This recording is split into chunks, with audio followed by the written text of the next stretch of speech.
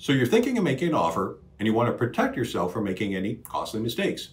Well, putting in the appropriate conditions is one of the best ways to protect yourself.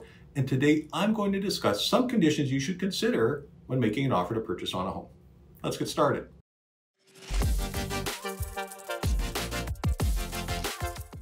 Hey everyone, I'm Dwight Streu of MaxWell Polaris, and I've been helping people buy and sell homes in Edmonton and area since 1987. Well, conditions, or contingencies as they are sometimes called, are effectively things that need to occur in order for the offer to proceed, and it must have a deadline. Conditions can be for the benefit of the seller or the buyer, but most often they're for the benefit of the buyer. So that's what I'll be discussing today.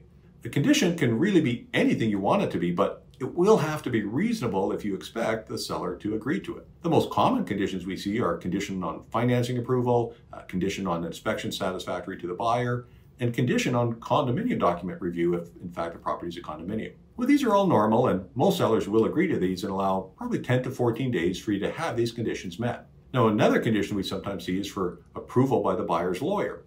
Typically, the lawyer is just reviewing the contract, and because we use a standardized contract, there's little chance the lawyer won't provide their approval. So sellers are typically okay with this condition as well.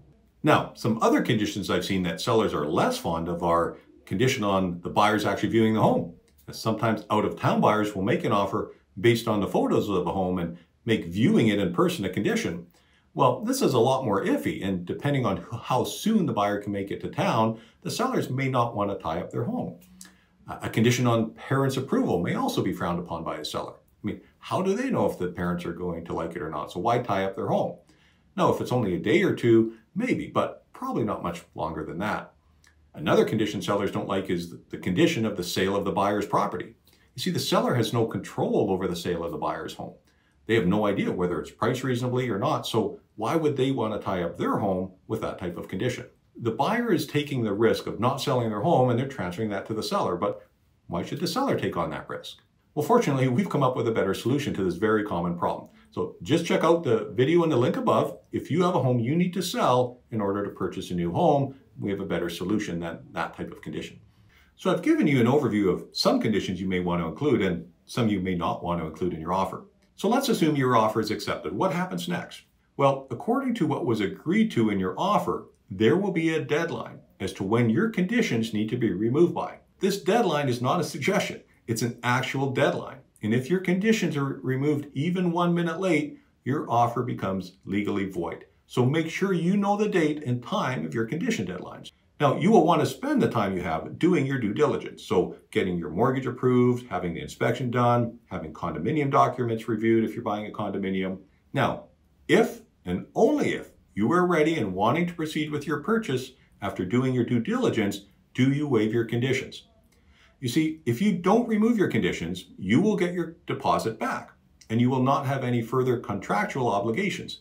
But once you remove or waive your conditions, you are contractually obligated to buy that property. If you don't, you will forfeit your deposit, but what's more is you have now breached a contract. And the seller could pursue legal action for damages and they'd likely be successful. So when you remove your conditions on the home, it becomes sold. And the homeowner is going to make plans based on the fact you've told them you are buying their home. So maybe they've made plans to move to another city, or they went ahead and bought another home.